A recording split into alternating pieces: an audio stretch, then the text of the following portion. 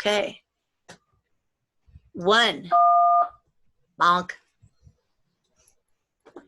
Your show will go live in 5 seconds. 4, 3, 2, 1. Blog Talk Radio. Oh, I love Blog Talk Radio. This is your host, Dr. Deb Carlin, and it's Freedom Friday. And here at the K Factor, where K equals kindness and the factors are all the things that lead to it, the kindest thing that I can think to do is to bring people into this space to co-host with me, people who I know, like, and trust, and by the way, absolutely adore, because they've got great mind and great heart. And my really good friend, Dr. Charlie Cartwright. Good morning, my friend. How are you today? Doing awesome today. How are you? I'm great. It's been already been a wild day. It's amazing. It's only, 9 o'clock in the morning, Central Standard Time. And I did a show for the Missouri Venture Forum, which you've been a speaker at previously. And we were talking about ways that we have such an opportunity in the world today in 2020 to do good. And we were talking about mindset of all things. Go figure.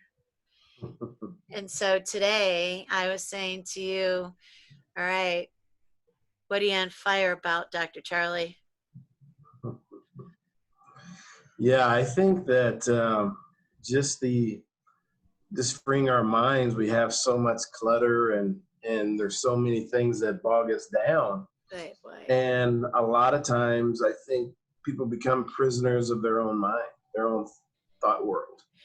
And it really prevents us from doing a lot of things, doing things that bring us joy, doing things to help other people, doing things to promote our career or benefit our career.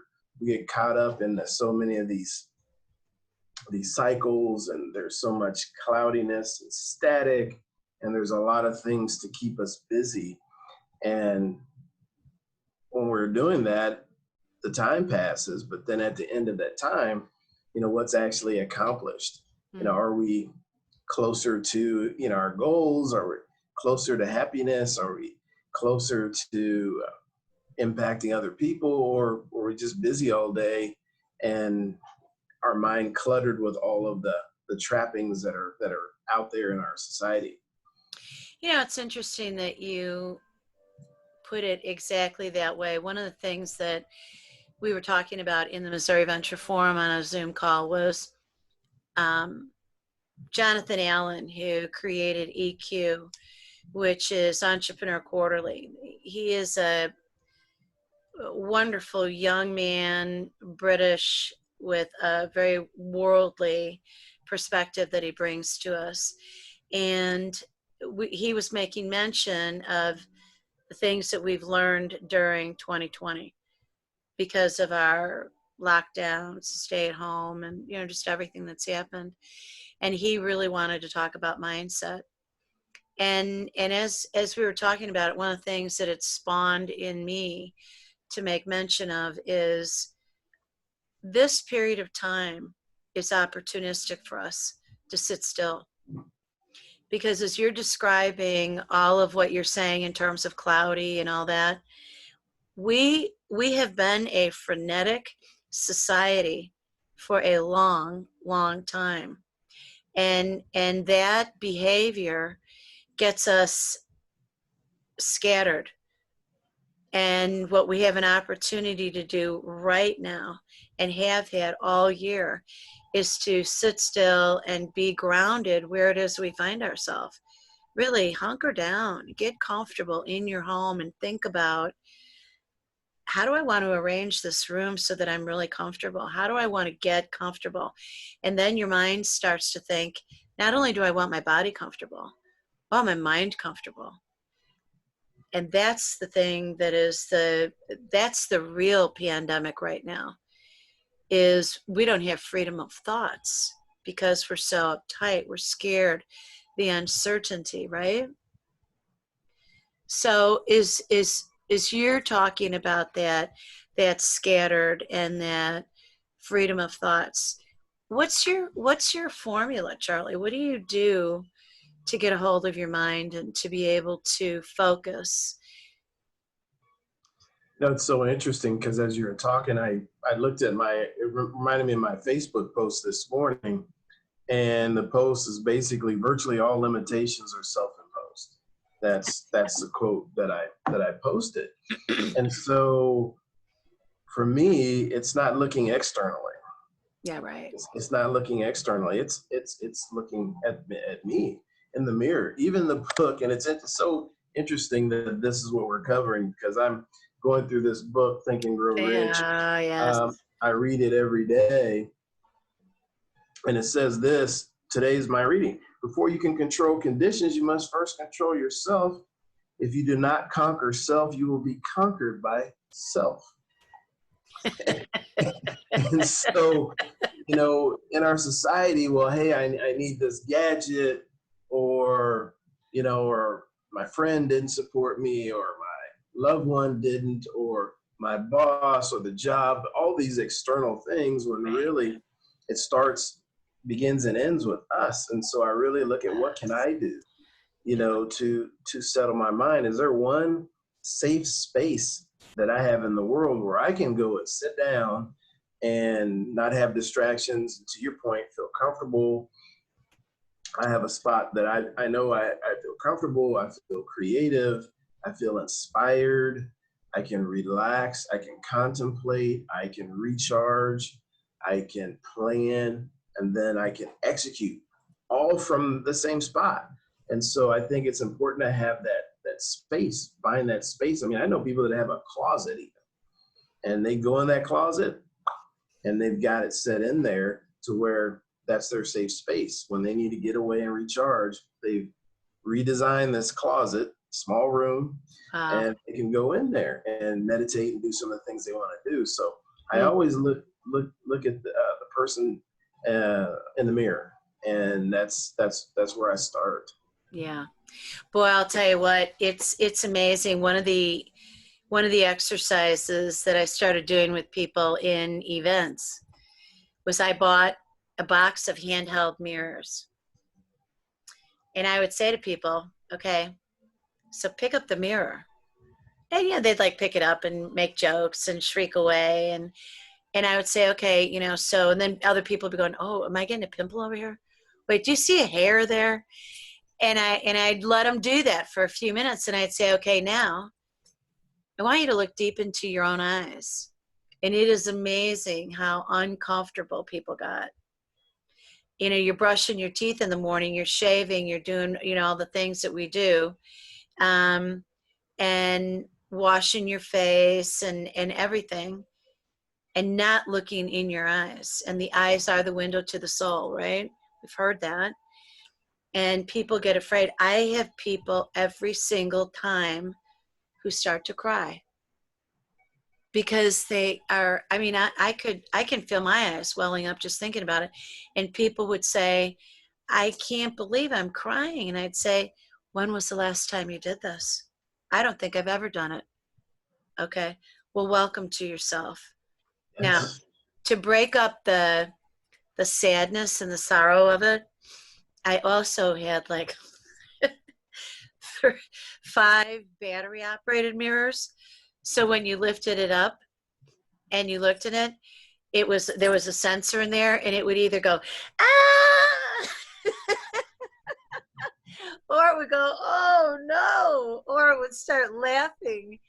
And it was hilarious because everybody needed that, no matter which one you picked up, right? And so it broke it up. But the sad truth is, when we hear as a child, love the self first, because you can't love anybody else until you really love you, is just so incredibly true. And people just forget. They just forget. It's not even that they don't believe. It's just that they forget. And so the invitation for us today with everybody and with one another is freedom of thoughts on Freedom Fridays. Every week we come here, we talk about it in yet another way. And there's so many ways to get that. you're talking, Dr. Charlie, about a space that you find. And I'm reminded of what Voltaire wrote in the 1400s. He said, paradise is where you are. People save up for a vacation. They got that special 2 weeks out of the year, or it's just a weekend or whatever. People save for the vacation. They save their good energy, that special outfit, that cash, make the reservations. They go, and they're just as crabby as they could freaking possibly be. Why? Because they went with themselves, and they didn't allow that space to change their state of mind. Isn't that something? It's amazing. It's amazing. I made a video this week about something I do with my training. Is I'll ask people, at the very beginning, give me your top 3 priorities. Can be personal, professional, combination, however you want. Just give me your top 3 priorities. And consistently, I get family, I get faith, I get my children or grandchildren. Sometimes I get some career, but those are the top ones. Not one time has anyone ever passed that card down and they had themselves in the top 3. Not once. Wow. I'm like, you got to be number 1, and you can see people look. When I was younger, I thought that was a selfish attitude. But really, you can't take care of anyone else until you take care of yourself first. And whether it's your family, if you're not taking care of yourself, at some point, you're going to break down physically or emotionally. And you're not going to be able to take care of your family or your career or your faith. And so you've got to start with yourself. And it was interesting, the comments I got, most people are like, wow, it's true. Or, hey, I know this is true because I've been a mother for all these years, and I recognize I kind of was focused on family and wanted to take care of myself, and now I'm transitioning, and it's so important, and now I see the importance. But it was so interesting that I actually had someone write me. I had 2 ministers write in. Really? One wrote in, well, hey, I see what you're trying to do, but, it's God first, and he gave me all the scriptures and things, and of course, just so happens I'm very familiar with scriptures. Yeah, so right. I said, hey, I would like to continue this discussion. He has not responded. And but it's very clear that the 2 greatest commandments in the Bible were, love God with your whole heart, soul, mind, and body. And then the second greatest commandment was love your neighbor as yourself. Right. That's when Jesus was asked. Okay. Yeah. Well, if you love your neighbor as yourself, and you don't love yourself, you can't be loving your neighbor. So it starts with self-love, right? Yeah. Right. And then it goes on to say later that, hey, if you don't love your neighbor who you can see, you can't love God who you cannot see. So again, you love yourself, then you love your neighbor, then you can say that you love God in that order. Okay, you got to start with yourself. Yeah. And go from there. And the airplane message, right? The safety message. If we lose pressure in this cabin and the oxygen mask drop, you're gonna put yours on first. That's the instruction. Because if you don't, you could end up incapacitated. Now you can't help. Now you need help. Exactly. So right. It's so fundamental, but I think our society has put it in our mind that that's selfish, and it really isn't. It's essential that we take care of ourselves, and now we have health, both physically and mentally, and longevity, so that we can take care of all these other priorities in our life. It's interesting. So it's so much fun to wordsmith, right? So selfish has become like a vile word. Oh, you're so selfish. Yes, thank you. And you look nice today too. Because if you, and I fall in the same category, you know, to luxuriate in me, to take care of me, put me first, I would feel like a schmo if I put down the list, you know. I come first. No, who's first? Me. Okay. But now when I was reading Wayne Dyer, and I'm such a fan of his, but I was reading one of his books. Um, I don't know which one it was off the top of my head. I think I've read them all. But I'm reading, and he was saying, I am God. And I thought, oh, what? Oh, it blasphemy. This is heinous. This is Dr. Wayne Dyer. I had no idea. I'm going to burn his books. I mean, no, how dare he? And then I thought, well, maybe I should relax and read the next part of the sentence. Because what he goes on to say is, I am God, and God is me. My mother is me, I am my mother. My father is me, I am my father. We're talking about the ultimate Father here, from whom we were created. So of course we are that entity. Of course we are, and they are us. And then of course we are all in this together, because we are one another's cellular matter, and one another's everything. And when I started thinking about it, I thought, well, I'm a lot closer to God than I thought. And why should the conversations with God be so difficult? Then I started getting really involved in my parish life, and we would talk about prayer. And, you know, well, how do you pray? How do you pray to God? And you know, it occurred to me that there was a theme across everybody praying. You know, do you believe in God? Oh, yeah. Do you pray? Oh, yes, I pray. I pray all the time. All right. What do you say to God? Well, you know, that's the thing. I just don't think that God is listening, because I'll tell you what I told. I told God, here's what I need you to do. And he doesn't answer me. And I said, okay, so are you putting this like into a management paradigm? Hey, you over there, the big G, come on over here. I got a to-do list for you, pal. Yeah. And you know, people would look at me, and it was so irreverent that they had to laugh, right?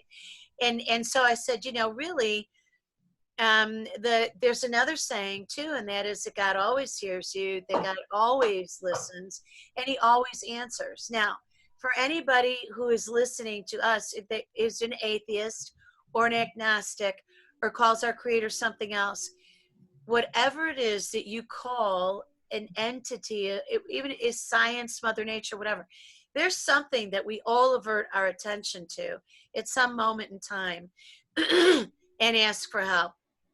I love it when my most atheistic people say, you know, could you just say a little prayer for me, because I know you're connected, you know. Connected to what? But anyway, when we do that, we are always heard, but we have to look to see at what we're willing to allow in the way of an answer. Please don't ask God to not allow someone to die. You know, please don't ask God to, you know, undo this, that, or the other thing, or make it different. Ask for clarity, ask for understanding, ask to see it in a way that is about the love that's coming towards you. And then we really do have freedom of thought, because it's no longer just about hope. It's about faith. And with faith, we actually believe. It's not wishful. It's really, we really believe. It'll all be okay. It'll all be okay, right? It's amazing. The other, I was going to mention too, the other minister that typed in, he went to seminary. I don't think the first gentleman that went to seminary, a different faith, but the gentleman that went to seminary said that was the first lesson, was self-care before other care. He said that was the first lesson they learned in seminary. So it's so true that if the body is a temple of the Holy Spirit, we need to take care of it, right? We need to take care of this temple, and that's a form of your faith, right? So it's so important that we get a hold of ourselves and really just find our path. like you said, whether, you're believing in a higher power or not, we're still charged with finding that our path, right? Our path to happiness, to serenity, to peace, to kindness, to making the world a little bit better. And that's really, it's not someone else's responsibility, it's everyone's Right. responsibility. Think about how many times, I love that you just said that, because you just teed it up for a thought that I immediately had when we're talking about this. Think about how many people in relationships, whether it's friendships or it's romantic connection, a marriage, you are not making me happy. I'm sorry, but you got up on the wrong side of the bed. You bonked your head yourself. We hold one another accountable sometimes when we're very immature.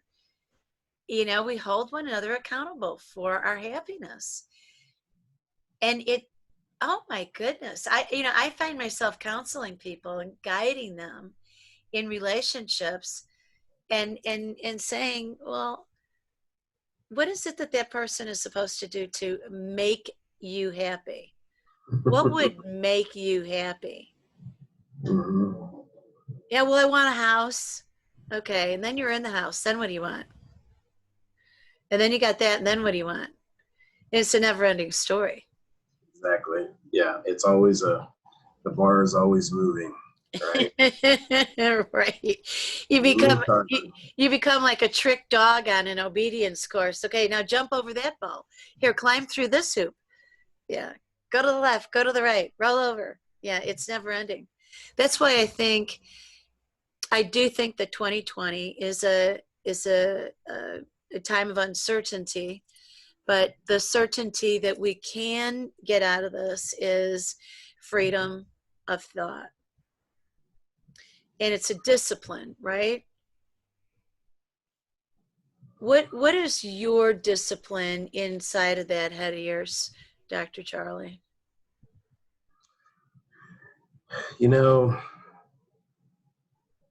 As interesting as I think this year has been for everyone, right?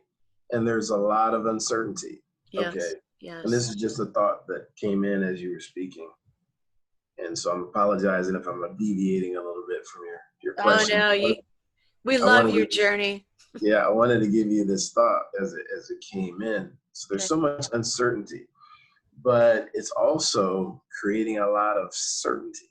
And here's what I mean. Oh yeah. The people around you, how have they responded? How have they treated you? How have they, whether that's an employer, an employee, a partner, a friend, associate, how have they responded during this time? How have they interacted with you, right? Because there's clear. People is very clear.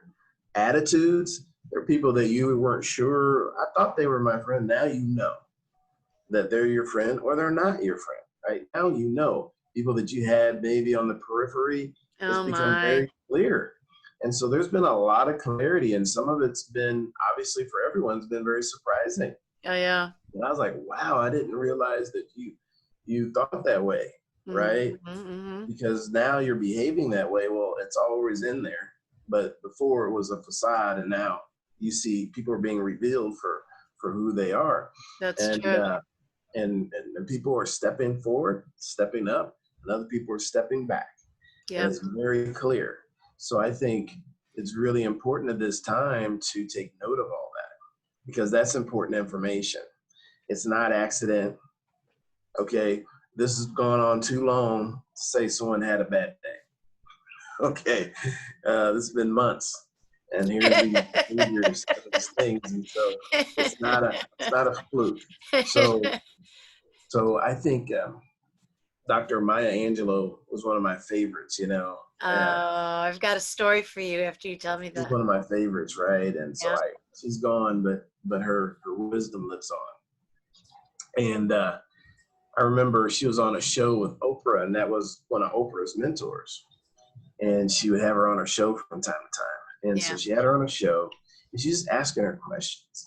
And Oprah is like just almost like it seemed like a little kid sitting on her grandmother's lap, almost She was. She her. absolutely was. You can just see how she revered, for good reason, Yeah. Maya Angelou. And she said, well, hey, as they were wrapping up the interview, she said, is there one piece of advice that you would like to give all the young people listening? So I turned the television up because I really wanted to hear what she had to say. And she thought about it, and she had this eloquent way of delivering this. She spoke. You're just wanted to listen. She could be talking about going up and getting a box of cereal, and she would make it sound amazing, And so anyway, she said, what I would say to young people is that when someone shows you who they are, believe them the first time. Yeah. And as we make mistakes a lot there. Oh, boy, do we. We make a lot of mistakes with that. And it's very clear. Yeah. In this time of that we're going through in our lifetime, it's very clear. Very clear. Who people are. We need to take note and make adjustments as needed. Because it's very necessary. Love that. Totally. Absolutely. Another version of that I've heard is when somebody tells you who they are, believe them. I mean, because, I've had people say to me, I am such a negative, and then they tell me, and I'm like, no. And then I'm thinking, oh, yes, that was true. Why wouldn't I? Okay, so here's my Maya Angelou story. This is going to tickle you in such a major way. So I'm in St. Louis. I'm going to tea at the Ritz-Carlton in St. Louis with a good friend of mine. I've had two women friends who are more vain than any human being I've ever encountered. And, pretty women. But the two of us are going out. And I mean, it's like late morning for tea at the Ritz-Carlton. We both look fine. But we're sitting there, and it didn't matter what time of day it was, where we were, and they never met. They didn't know each other. These ladies would say, I'll be right back. I'm going to use the ladies' room. They'd come back in 45 minutes. And they'd have, fresh makeup on and have their hair done and stuff. And it's like, did you go to a spa? I've been sitting here for a long time. What are you doing in there? There's no men here, and I already think you're splendid. So what do you do? What do you do when you go away that way? So I'm sitting in the Ritz-Carlton. She takes off, and I'm thinking, well, okay. Looking around the room, and I see this woman walk in, and she's like Amazonian. I mean, she's huge, structural, and she's got on the most elegant clothes, and she's got this walking stick that is just like, I mean, it looks like some piece of artwork with a big sort of knob on the top of it. And she's an older lady, and some younger person is walking in with her. And I thought, wow, I mean, that's like a real presence. I mean, the whole energy in here just really shifted. And I mean, she's like, I don't know, 30 feet away from me. And I'm looking at her, and I can't take my eyes off of her. I mean, I'm staring at her. And she sits down, and I'm still looking at her, and I'm thinking, she looks really familiar. No. It couldn't be. And all of a sudden, she takes this giant hand of hers, and she waves me over towards her. And I was like, put my hand on my sternum, and I was like, what? Me? And she's nodding her head, yes. And I'm looking around like, well, she's got to be talking to somebody else.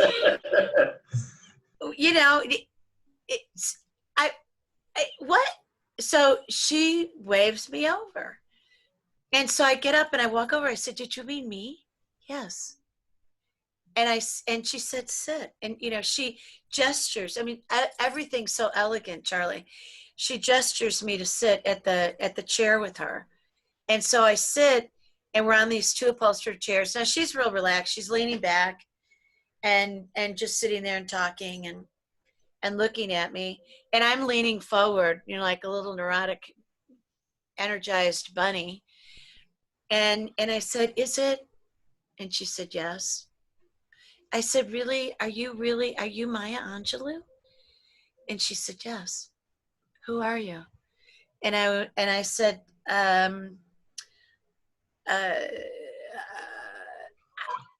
I don't know. I was like, I mean, it makes my nose run and my eyes tear up to tell the story. And we had almost an hour. Her assistant left her there. This is Maya Angelou sitting alone in the air, you know, like nice lobby area that is elegant and private and wonderful and safe. But she's sitting alone, a world treasure, a poet laureate. She's sitting alone in the Ritz-Carlton, and she wants me there with her. It, good God, I couldn't believe it. So, you know, she says to me, "I want to know who you are. I want to know everything about you." I started crying. I did. I cried the whole time I was sitting there with her. I said, "I don't know. I'm Deb. I'm Deb Carlin. I'm Dr. Deb Carlin, and I've read everything. I think I've read everything that you've ever read. I mean, I think I've read everything that you've ever written. Maybe everything you read. I don't know what you've read, but I think I've read everything you wrote, and I've seen you, but not like this." I just babbled on like an idiot. And she was doing everything to get me to just quiet down, but her energy was so enormous. I mean, she was a very large, statuesque woman of so much physical stature and intellectual stature and emotional stature and soulful. And then I just relaxed into it, and you know, I told her who I am and what I do, and we went back and forth. She gave me her personal card and told me to stay in touch with her. And I was so amazed. And I sat with her there that whole time. And then this young lady came and got her. And she said, "You know, I will see you again. We'll stay in touch." And I said, "Oh my, geez, Lord have mercy." And one of the things that we talked about was one of the other statements that she's well known for saying: "People will forget what you said, and they'll forget what you did, but they'll never forget how you made them feel." And there's things that really resonate with us, right? So they really adhere to our heart. And that really is adhered to my heart. And so she leaves, and I go back to the table, and about 5 minutes later, my friend emerges. And she said, "What happened to you?" And I said, "Oh my God, you're not going to believe what happened to me." And she said, "No, I mean, like your makeup's all run all over your face and everything. I mean, what happened to you?" I said, "I've been crying almost the whole time you were gone." "Oh, I'm sorry." I said, "Didn't have anything to do with you. I was here with Maya Angelou." "What? Where is she? Where is she?" And I said, "She's gone." "Well, get her back here." And I said, "No, I'm not getting her back here." "Well, I've always wanted to meet her. I want to talk to her." I said, "Well, that's what you get for being vain and being in the bathroom the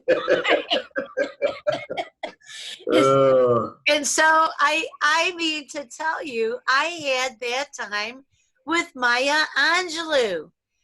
wow. I mean, like for real big. So what did she do for me, and how does it relate to you and me here? Um, she really had freedom of thinking. She had freedom of thoughts. And she has imprinted both of us. And you gave your experience, and I gave mine. And what she offered to both of us was that opening to be able to be in your stillness, to hear her, to hear that beautiful, elegant, deep, slow moving voice, right? That I can do when I really relax. That is so comforting. And she spoke the way that she lived. She spoke the way that she wrote, with that cadence of something that felt really down home and grounded and really safe, right? I mean, she was a really wild, vibrant, not a tame spirit, but boy, could she just put peace into everything. Yeah, amazing legacy. She had an amazing legacy for sure. Wow. I part of her legacy is her son, and I've heard him speak. And when people ask him what was she really like, he says, just like you all saw her and knew her and loved her. That was really and truly who she was. She was not someone different when the door was closed. She was incredible, beautiful, generous, smart, very clear minded. What a beautiful legacy, huh? Yeah, that's what I wish for everyone. Have the freedom to be who you are all the time, Yeah. all the time. And you know what, Charlie? To believe that who you are, because we have God inside of us, you are good. How many people do you and I encounter who are in trouble because they believe this horribleness about themselves? Many, many people tortured by it. And I was it's so interesting, this conversation today, because I was just talking to a friend yesterday about this. And I remember this church that I went to, and again, I have faith in the Creator, and I'm a believer. So I want to say that Okay. in advance of what I'm about to say. So I remember going to this church with my grandmother, my father's mother, and I just remember there was nothing encouraging about those messages Ah, from the preacher. It was all really? condemnation, and you're a sinner, and you are bad, and you're imperfect, and you fall short, and over, just bombarded as a kid. So I'm a kid, and that was this messaging, which I think is really, I mean, we're imperfect people, but we're also created in God's image. And so if we're imperfect, but we're created in God's image, then that means our default is greatness. Okay. And then we fall away from that to a greater or lesser extent, but our default is greatness. That's where we started. Then we come in with all this condemnation and negativity, and then society adds to that, and so people have been received so much messaging that they're not smart enough, they're not tall enough, they're not attractive enough, they're overweight, they get bombarded with everything they're not instead of everything that they are. Oh, that's so Okay, true. right? And we are so much.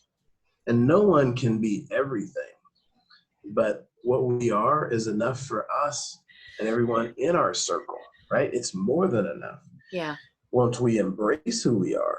But if we get beat back into submission almost and are Right. afraid to step into who we are, well, there's no happiness with that. There's Right. no contentment with that. There's no peace with that. And so that's the real challenge, I think, is stepping into who we are.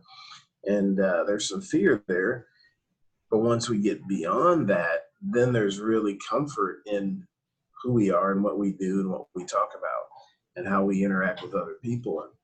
And that's really enjoyable. And one of the biggest compliments I get when people meet me face to face is that, hey, you look exactly like your picture.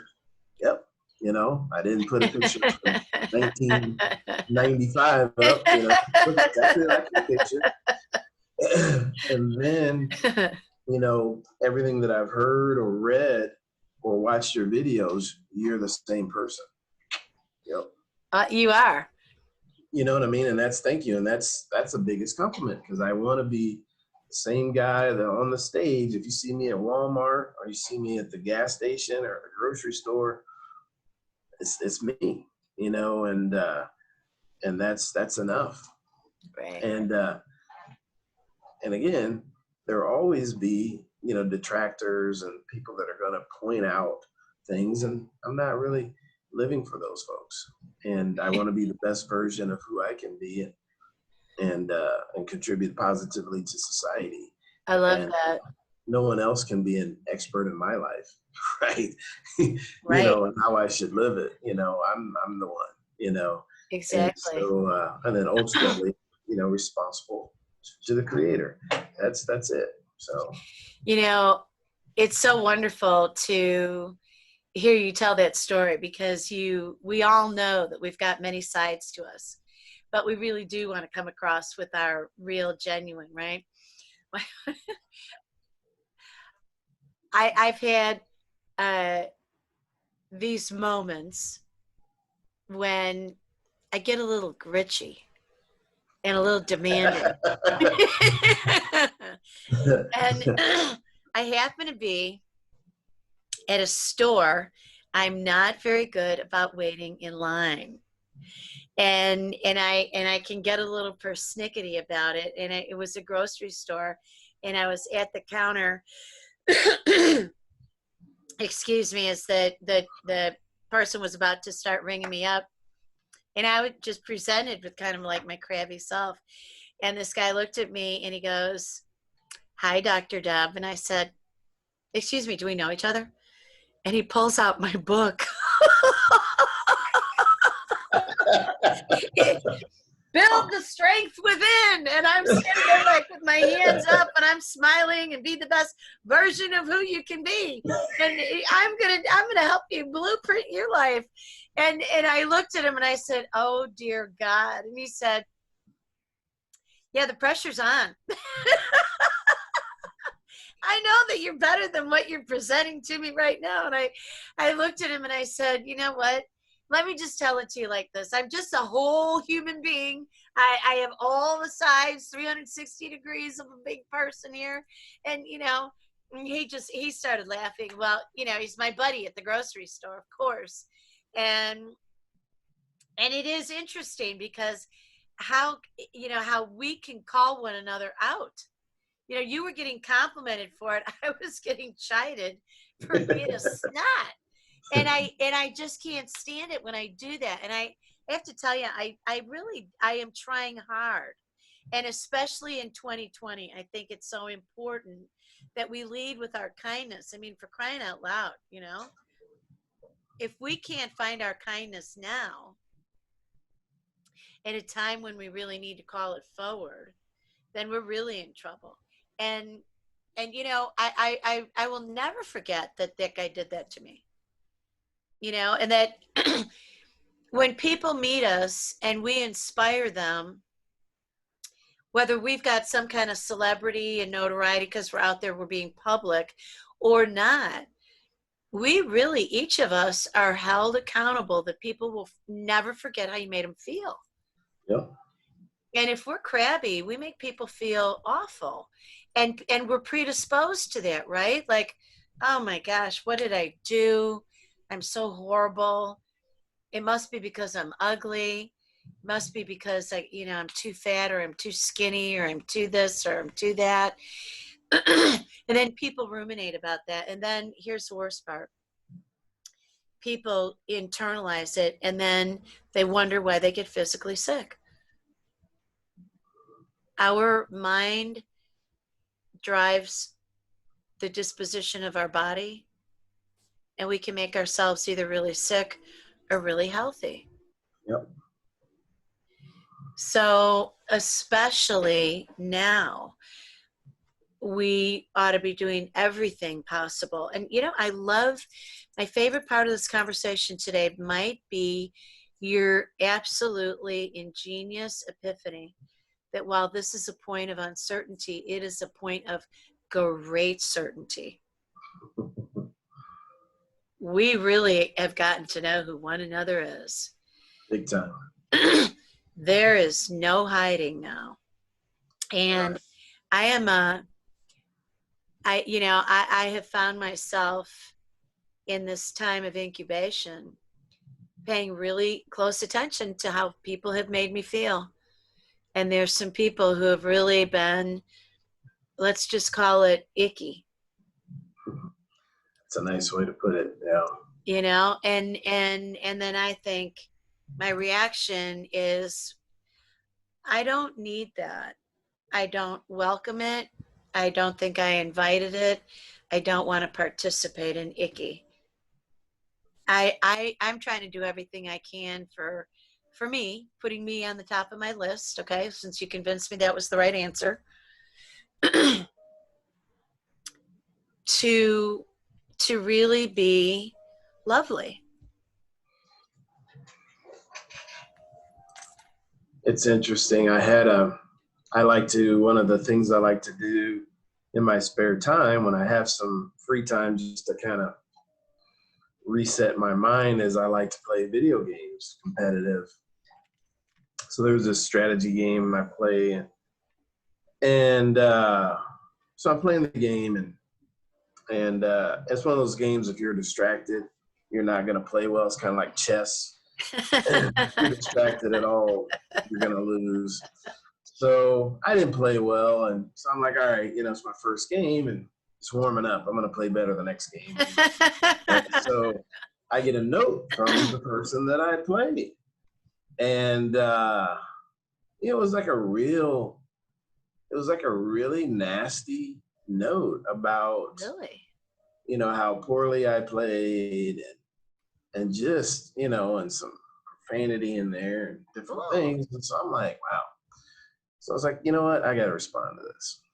So I'm yeah. like, hey, I don't, I don't really appreciate getting a note like this. I really don't understand this. I don't need this, in my life. I said, I'm on here to have some fun and enjoy, win or lose, Yeah. right?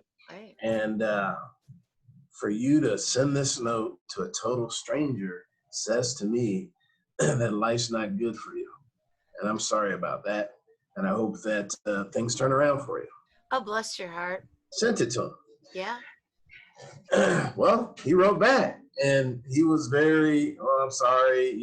He actually apologized. I'm like, Really? what would possess you to send this nasty note? And it's a game. Like, we're not winning any money or there's nothing on the line. I mean, it's just, you have no, you see my gamer tag, you don't see my face or anything, you don't know anything about it. And so it was just so interesting that people will feel like it's okay to do that, and I think it's okay for us to say that's not okay, Right. and and that also that, hey, I can't have people in my camp like that, because people like that in the game, you can block them.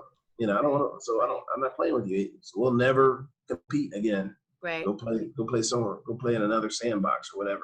Yep. So I think it's important that we take those steps when necessary, uh, for our physical and mental well-being. There's 7+ billion people on the planet. There's too many good people out there and too many people that'll be positive supporters. We don't really need to spend time with that. We No. don't have enough time in our life to absorb all that negative energy, because then it takes work to transform it right It into does. positive. And I really want to be using my energy to get better myself, so that I can get better for other people, be better for other people, and be more helpful, to other people. It's interesting when you said you were thinking, why would you do this? Why would you send this to a total stranger? You know the answer. The answer is because it was safe. Mm. He didn't have to face any consequence. Little did he know. But you did it with gentility, and then you're able to block that person. A long time ago, I started writing about anonymity. Anonymity is our enemy. Anonymity is the enemy. When people think that, well, no, what difference does it make? Nobody knows me here. I can do and say whatever I want. Not really. Not really. I mean, it always, none of us are invisible. But anonymity, the myth of being able to be anonymous is very dangerous, because we will do all kinds of things if we think that nobody's going to know. And so that reminds me of how do we define integrity? Integrity is what you do when nobody's looking. Exactly. So I love that you responded back to that person, and I love that you responded back to that person the way that you did, and that they had a mea culpa. I'm sorry. Okay, good. I'm also glad that you cut them off. Yeah. Yeah, that's just not good. And so anyhow, there's a lot of that going on, and I just think that it's amazing to me that people don't really understand that they have the power to say, you know what, I don't need that person in my news feed anymore. Right? I don't need that negativity. Yeah. Even if you don't want to unfriend them, you can mute them so that that's not coming up in your feed anymore. I've done a lot of that. A lot of muting, right? Because you just so it's so important that and again, that's a big part of self-care. Yeah. Is really making sure that your inner circle there cares about you as much as you care about them. Yes. Right? Thus, this show that you and I do. And guess what? We're down to the last 2 minutes. Can you believe it? Flies by. Yeah, what a great conversation. All right, friends, this has been Dr. Deb Carlin with Dr. Charlie Cartwright, who I absolutely have so much respect for. This is just a wonderful part of my Fridays. Freedom Fridays. Mine too, Dr. Deb. Pleasure to be here. Yeah, it's great. All right, so we will be back here for you next Friday, and we will be finding more ways. We agreed before we went live. We'll be finding more ways to be able to post and make this available for you. And we look forward to getting your feedback and getting your support, gaining it and keeping it. And on that note, peace out.